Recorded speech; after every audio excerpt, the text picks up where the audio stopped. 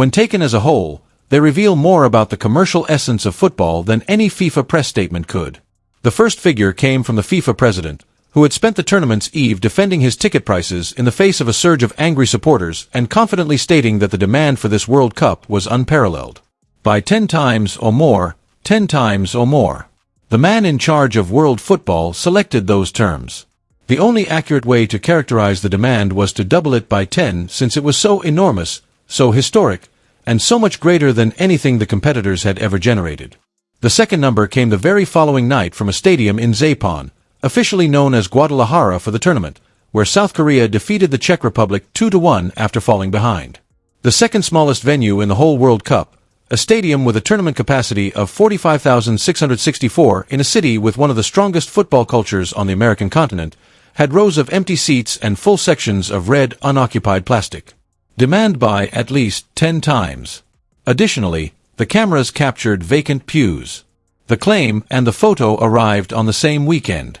And the story of the first few days of this tournament has revolved around the distance between them. Since there is not a single negative impression of what transpired in Guadalajara, let's examine it in its entirety. It is the point at when a long-running ticket controversy ceased to be a warning and materialized on live television. This is what FIFA claimed took place. 44,985 people were officially present for South Korea's match versus the Czech Republic. A sellout is just a few $100s away. The stats in the statement show a nearly full house on paper. And this is what every viewer could observe with their own eyes. The visual evidence did not describe the same occurrence as the announced statistic. The cheap corners did not contain the largest empty areas. They were in the VIP areas that were close to $8, but a general admission ticket would cost over $400. The building's most expensive seats were the most vacant. You can learn everything about what went wrong in this situation from just that one information. Because people's reluctance to attend was not the issue. This was a cost issue. During a World Cup, FIFA implemented dynamic pricing for the first time. The same approach that airlines and event promoters employ, in which the price of a ticket fluctuates according to demand instead of being fixed at a published music number.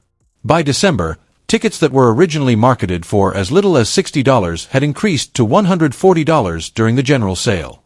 Prices increased by an average of 34% in nearly every match when demand became intense.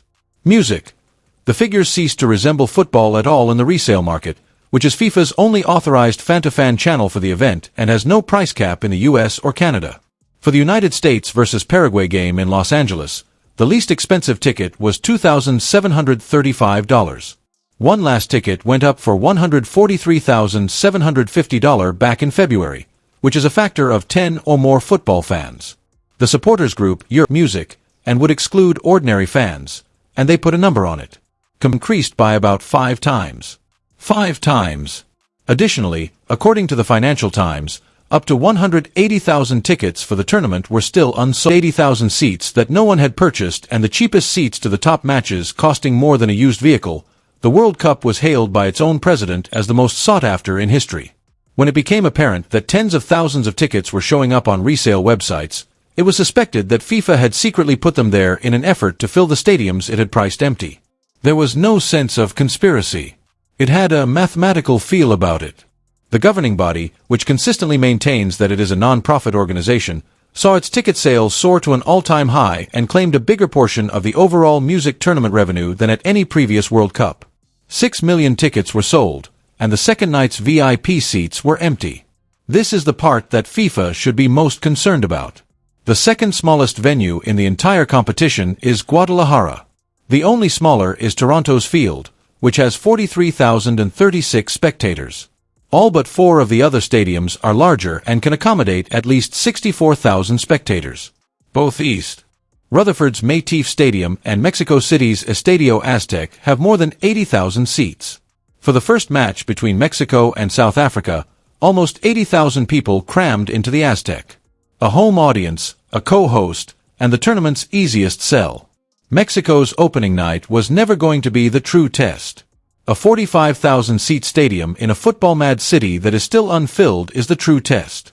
Because the empty areas in Zapan are not a disgrace if FIFA is unable to fill its smallest arena at $400 per seat.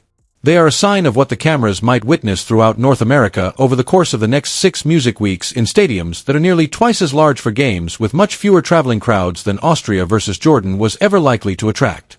Furthermore, there were other factors besides the empty seats that detracted from the initial games. The so-called mandated water breaks that were dropped into each half regardless of the weather also annoyed fans. Mauricio Pochettino, the coach of the United States, publicly expressed his dislike for them, stating that they are just unnecessary in pleasant weather. It appeared that even the U.S. president would not attend the opening game for his own nation. FIFA did not sell the image that emerged around this competition in its first 48 hours. What do you think, then? You've seen enough World Cups to be able to distinguish between a tournament, music, that is declared to be sold out and one that is actually sold out. Does the reality of what those cameras captured in Guadalajara sound like a factor of 10 or more? Or does it sound like a number selected prior to the counting of seats? FIFA claimed that demand was at least 10 times higher than it had ever been. Zappapun stands conveyed a different message. And the cameras, not the press releases, will determine which of them was telling the truth over the course of the next 6 weeks in music venue after venue.